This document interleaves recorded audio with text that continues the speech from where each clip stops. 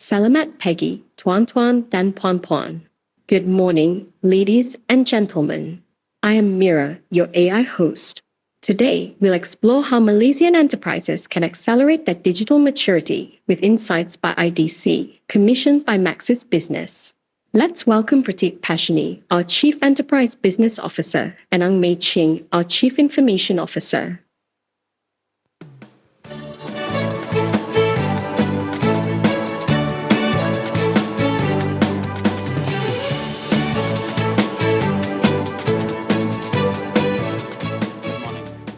Hi, good morning, everyone. So, Pratik, for a while, I thought our marketing team was going to replace us with an AI avatar, and it's a lady, so I thought I didn't need to talk, right? But, apparently we still have our jobs, right? So, anyway, For now. Our marketing team is getting a bit experiential, so I'm a bit nervous now that they might replace both of us. But I will talk a little bit in the afternoon, a little bit more about our AI journey. If you notice, the avatar is still not good. If you notice, especially the language up front, there is a little bit on the language that needs to be fixed in order to scale AI. And we'll talk a little bit more about that in the afternoon. But good morning again. I'd like to introduce myself. I'm Mei Ching, the Chief Information Officer of Maxis. And thank you very much for the support. In Maxis, I undertake IT, digital, data and AI, and cybersecurity. So earlier this year, Maxis partnered with IDC, which is International Data Corporation, to a global marketing intelligence firm to study digital and AI adoption amongst Malaysian enterprises and the challenges they face. And this presentation, it was a 100-over-page document, but we wanted to share a small excerpt of that, focusing on primarily digital foundation and AI transformation. So for CIOs, I think understanding where we stand in this landscape is very crucial for driving the innovation and staying competitive and understanding what differentiates the leaders and laggards. But most of the job will be done by Pratik. So I would like to introduce Pratik, our Chief Enterprise Business Officer, who has led Maxis Business. And while I will be the one asking the difficult questions as the end user itself. So Pratik, over to you. Thank you. Thank you, Mei Ching. Thank you for this introduction and also setting the stage for what we're going to talk about today. But before that, a quick summary of what we do in Maxis Business. We cater to businesses like you, small, medium, large, government, GLC companies. And we cater to various segments and verticals, whether it's healthcare or pharma or manufacturing or BFSI. And we take products starting from connectivity, but IoT, cloud, security. So basically, we are going to our customers and trying to understand what they are doing in their digital journey. And this is pretty much the genesis of why we did this. Have you ever wondered when you read an industry report and it doesn't matter who it is from, IDC, Gartner, Frost & Sullivan, or anybody, you typically find Southeast Asia as probably the numbers, the trends are only Southeast Asia. It doesn't double click onto Malaysia. And we didn't want it to be just what's happening around because and last 2 years I've been here, I see that our challenges are different, are unique. Our ecosystem is different than the other countries. And very often, our customers like you want to know, what are my peers doing in Malaysia? Don't tell me about what's happening in Singapore and China and elsewhere. I want to know in my context, in my industry, under the regulatory economic construct that I'm in, what are my customers doing? What are my competition doing? And that benchmarking was important. And that's why we undertook this study, which, while it does some benchmarking to global, is more about what are we doing in our industry and how are our competitors doing in this industry. Because digital maturity is not just a trophy or a award, right? This is a key building block for outperforming your competitors, outperforming the market. And that's why we did this study.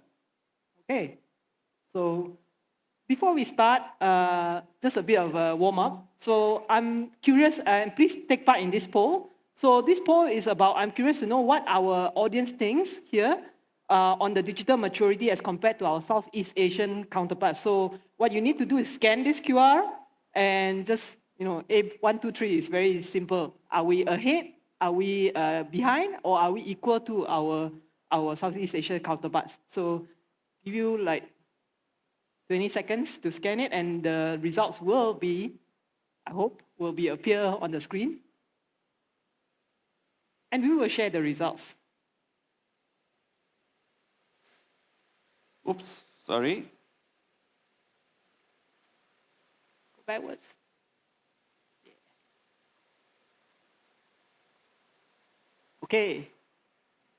Okay, so 28 people thinks we are equal to, 29 people thinks we are equal to, 22 way behind, and some very optimistic, strong CTOs and CIOs here thinks that we are way ahead of our counterparts. Okay, and probably there's about 100 other people who are not sure, right? So thank you very much for your equal to is your answer, but what's the summary on the survey, Pratik? So the room is a bit more optimistic than probably the state that we are in. A vast majority said equal, but actually if you look at it, we are trending behind our Southeast Asian counterparts. There are 4 stages that the IDC defines the digital maturity, and I'll talk in a bit about what are the pillars on which they define the digital maturity. But if you see nascent, which is the early stage adoption of digital, Malaysia is, our percentages are much higher on the lower end of the maturity curve. Whereas if you see China, you have 9% companies which are leading. Australia, which is 46% of the companies are in the enhancing mode. So clearly, some work to be done for us in Malaysia. And before I move on, just to tell you because companies would ask, the CIOs would ask, on what parameter do I measure myself? How do I find out what my digital maturity is? IDC uses 4 pillars, if you will, on how it measures digital maturity. 1, data. What is the data strategy of a company? Operational processes, how are we streamlining operational processes using digital tools? Organization, is our organization nimble? Is our organization digitally literate? And we'll talk about whether it's AI literate, and that organization plays a key role. Plus, beyond everything, are we only automating our existing processes, or are we disrupting it by creating digital business models? Processes which are digital first, not replacing brick and mortar to digital, but just creating digital business models. And these are the 4 pillars on which companies get measured on their digital maturity. But Pratik, the data is very interesting, right? But it is clear that Malaysia needs to do some catching up. So the question is, how do we close the gap, right? But if you hear this morning, we were talking about investments into AI. Sam Majid spoke about Malaysia being one of the Southeast Asia and the money into the data center infrastructure, the digital infrastructure, which is about 278 billion ringgit between 2021 and 2024. And the digital ministry itself was established about 1.5 years ago, and the NIO office established last year, and a lot has been done into it, including laws and regulations passed. So what exactly do you think is missing, and why are we still behind most of these ASEAN countries? So there's a telling data why I think we are behind, right? If you look at the spending on ICT and compare it to the GDP of the country, for the last 10, 15 years, Malaysia, other than one peak during COVID, the digital spending or ICT spending has been growing similar to our GDP growth. So if you're growing GDP 3%, our ICT growth spending is also growing 3%.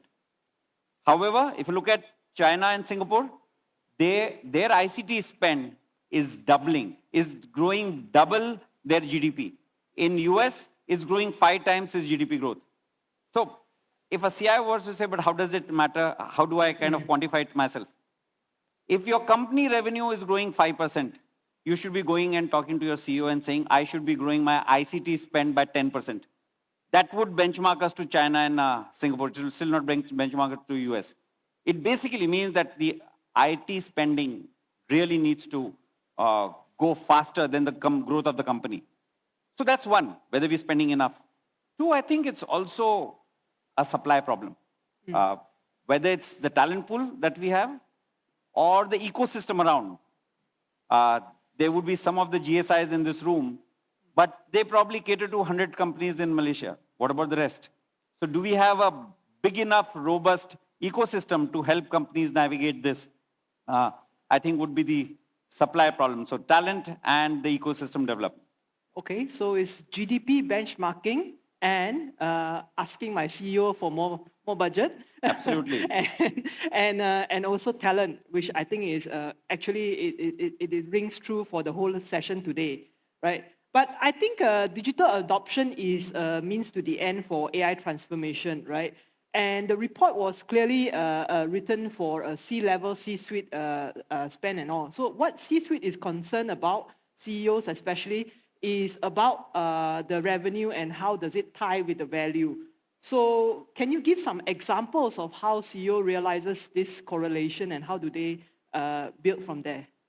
Absolutely. And this brings to the next chart.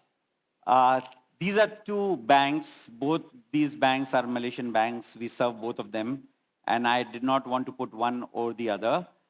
We like both their businesses. So that's why the names have been blanked out. But this is the growth of two banks in the country, both catering to, it's a full service bank from consumer, wholesale, trade, enterprise, corporate business.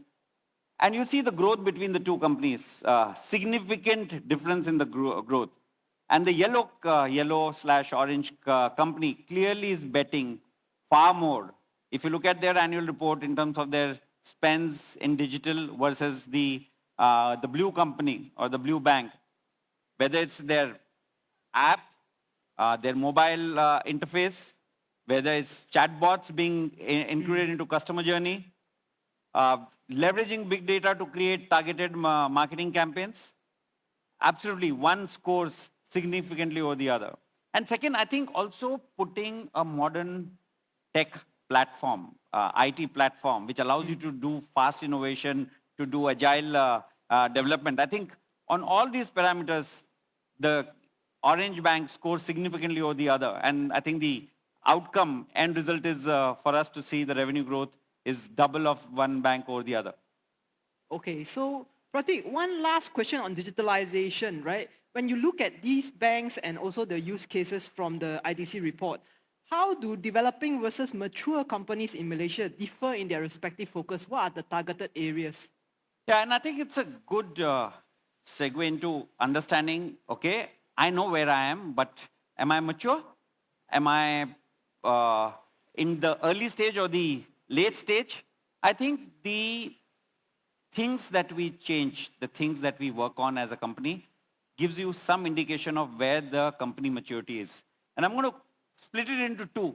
On the left side, you will see companies that are at the early stage, what you saw as nascent stage of digital development. And you are seeing on the right side, the growth, the digital leaders, which are putting more emphasis on growth. They are looking at how do I grow my revenue? They are looking at how do I reduce my risk? How do I create new business models? Whereas if your company is largely looking at saying, how do I do cost efficiency? How do I tweak a process to automate it? You're likely to be a laggard. Mind you, everyone has to move from here to there. But how far out into the right side, into looking at digital to grow your business, digital to transform your business, digital to reduce business risk, digital to increase the sustainability of the organization. If you're seeing your projects more on the right side, you are ahead of the curve than the other competitors who are probably on this side. Yeah, I think what we will see today is that some of the examples from the CIOs and CTOs, and speak to your colleagues and also peers, there will be quite a few examples on the panels in the afternoon on some of the companies that are looking more to transition to the right-hand side itself. So great insights, let's jump right into AI, right? And since digital is a link to AI transformation, where does the study show in terms of the readiness for AI adoption across different industries? Yeah, so before I move, one operating word, internal efficiency mindset or external growth mindset. That pretty much tells us where we are in this digital journey, yeah? So AI, I think I'm very, very encouraged to see the results of this study. Uh, Digital maturity, we may not be, but I think we are significantly leapfrogging it as it gets to AI. And well, the spending in APAC is supposed to get to 1.6x the overall digital spend, right? By 2027, it's going to create a new economy of 1.2 trillion. But this is where I think you look at any industry, the number of companies which are not just doing pilots but are putting AI use cases into production is a very, very encouraging number. And this is what it says. So if you look at it, there are many companies, and whether it's BFSI or manufacturing, transport and logistics or retail, 50% of the companies have multiple AI use cases in production. So it's not just trial, it's not just evangelization, but it's piloting it, POCing it, but taking it to production. And mind you, this is for the top 300 companies. This data pertains to the top 300 companies in Malaysia. You see a very, very healthy adoption and taking AI into production. Okay, so that's very interesting. Shall we take another quick poll, Pratik? So number 2, and this applies to everybody. So there are 13 areas here. Which areas do you think, or rather, does your company is investing in AI? I will share mine later.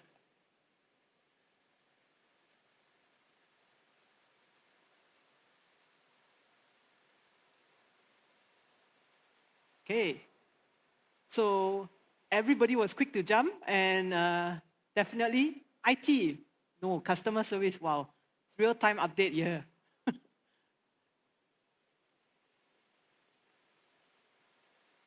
Very interesting, guys.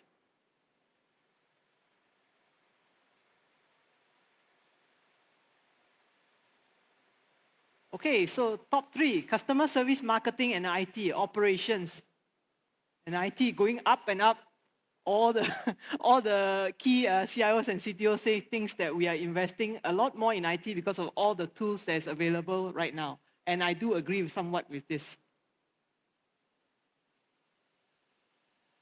And while I think this, it doesn't really matter who's investing where. I think the point to take away is people are investing in AI in all parts of the business. And I think that's the key message. Depending on the industry you are in, you are investing, some are investing in, if you have only 2 customers, you may not invest in customer service, you may invest in production and optimizing safety, security of the manufacturing facility. But if you're in a banking business or in a telecom business, you will invest in customer service. So I think the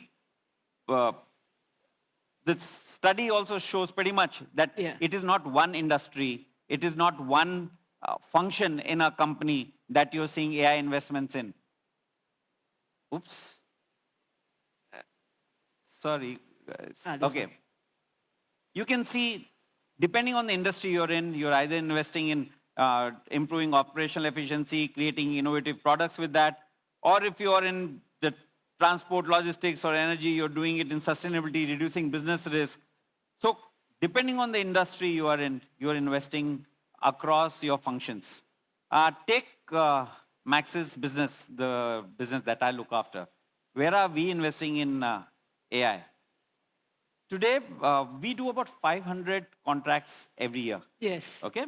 All of you hopefully are our customers. If you're not, we will try to make you one by the end of the day.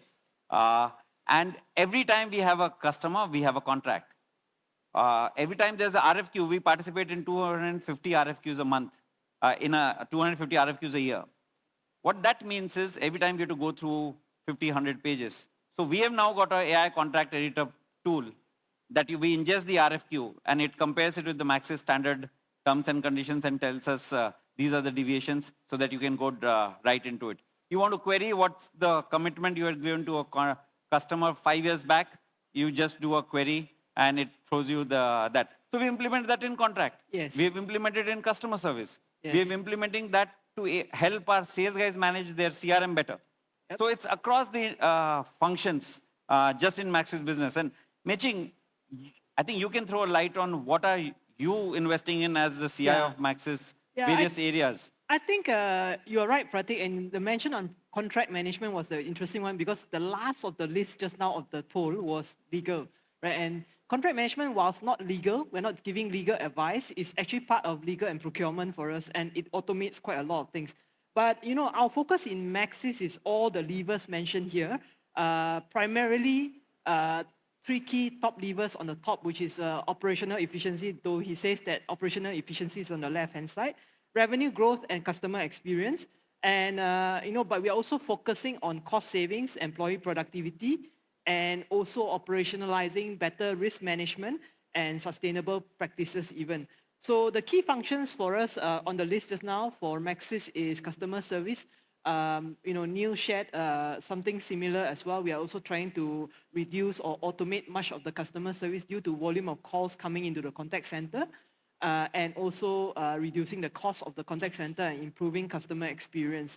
But we have huge, in telco, we have huge operations workforce that's in both supporting the enterprise business, the network part, and IT itself, right? And this is where we are also spending quite a lot of time in AI and operations. And the third key area was also the top key area was sales and marketing. This is something that we are focusing on to improve the sales person, not just from a single view, but also from a targeted, personalized area and customer, and also improving the data at the person's end. But these are just a few. We start to reap AI benefits in a few key interesting areas after last year and this year's experiments, and also production. One is actually the most interesting one is finance in the area of credit and collections. Procurement and legal I mentioned just now, and HR is also something that we have done. Also very interesting use cases, which I will share a little bit more in the afternoon. And even the last and least, but not least area is internal audit, right? And internal audit guys are getting smarter. They did a lot of audit, and I get like 1 million reports or audits now against me from an AI perspective. They have their own tools as well now. So, Pratik, let's switch gear to the hardest part, the implementation of AI, right? What does IDC say about the key challenges of implementing AI? Can you talk a little bit about some of the challenges? I think the whole day we're going to be talking about this, but the three things that stand out for Malaysia is security, and I think security is an issue across. It's not just unique to Malaysia. It goes hand in hand with AI literacy as well. Lack of knowledge. What can I put in the public domain? What data do I keep it in my private domain? The security, ethics clearly becomes one of the key pillars. Knowledge, and how do we kind of get... I was talking to a company last week, and they said, we have a task of building 100,000 agents in the next year. So every employee is supposed to build some 100 agents, something like that, and whichever agent gets adopted, that guy gets sponsored for productizing that agent and taking it to market. So I think AI literacy, clearly, and in case of Malaysia, the Bahasa Malay language models, do we have enough data points for language models? I think there are two industries which have large data. They are banking and telecom. So hopefully one of the banking or telecom companies will create a big, large language model for Malaysia as well. But let's quickly look at what are the lessons that we're learning. See, I think the jury's out, but we are seeing clearly some companies leapfrogging AI versus some who are not. And some of the common threads of what resembles an AI leader. One, they have an integrated, unified governance framework for AI. What will we do? What will we not? Will we tell our customers that this is AI generated, that you're interacting with a bot, or will you... So there are questions about governance. There are questions about intellectual property. How do we create a governance framework? Do we have an architecture? Are we, if we are doing 50 projects, are they tied together through a common bus? How are we training our employees to embrace AI, and how are we truly making that human AI augmentation possible? clearly a work for the CIO and the CHRO to how do we embed AI everywhere. And last but not the least, when we are doing even the contract thing, data is the raw material for any AI project. How are we, do you have a data strategy? How do you consider data as an asset? And I think that's a key pillar of companies that are doing AI well are making sure that these 4 building blocks are taken care of.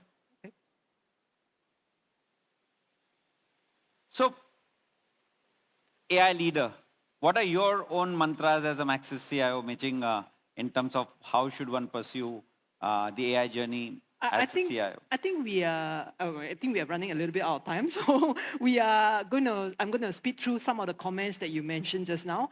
So in Maxis, the AI transformation framework is very similar to digital transformation framework, and it's across the 4 different areas. Just a quick preview. One is actually about the strategy, what we call an AI business value realization plan. This is something usually board members will request for, and what they're interested in is measurable value. But the question always remains is, what's the investments? And this is something that I continue to be challenged to answer this question on the table, because it's growing every day, right, in terms of the technology itself. The second one is an organization. We spoke a little bit about talent, and you see in other presentations about adoption and learning. We're also doing that. Last year, we had an adoption and learning program, generating leaders that I said I want them to see what I call the aha moment. So I want to get people to go beyond just ChatGPT prompting to using AI to transform work. And this needs to be done not just by the CIO and CTO, but also by each department and divisional leaders itself, right? Third one is about data. And data is a long story, probably a whole day kind of thing, about sovereign AI, about language. What can we do to improve that support for that? Should we do structured or unstructured data? And what's the difference between traditional and generative AI? There is a difference, and when both of them come together, it's the strongest, right? Last one is operational processes and partners, which is systems integrators and platforms, right? The sponsorship for C-suite is very important. And when we look at key operational processes first, instead of doing a little bit of everything, it's important to partner with key technology vendors to scale pilots. And it's also important to learn from peers. And this is something I find very useful to these sessions like this. So I think there's a lot more in the detailed panel discussions in the afternoon because we ran out of time. But if you are interested to have a conversation, you can conversation with me or Pratik about the report, and also what does that mean for all of you. Absolutely. And Meching, with that, we'll end this session. But I would like to share just one thing where this is such an in-depth study that we've carried out. It is only with Malaysia in mind, only with Malaysian corporates. We would love to do these sessions by industry, by a company. And so if there's any interest, I or my team would love to kind of sit down with you to understand what does this study say about banking? What does this study say about manufacturing? And that's an open invitation. Anybody interested in having further conversation on this, please look us up. Thank you very much for a patient here listening, and enjoy the day. Thank you. Thank you.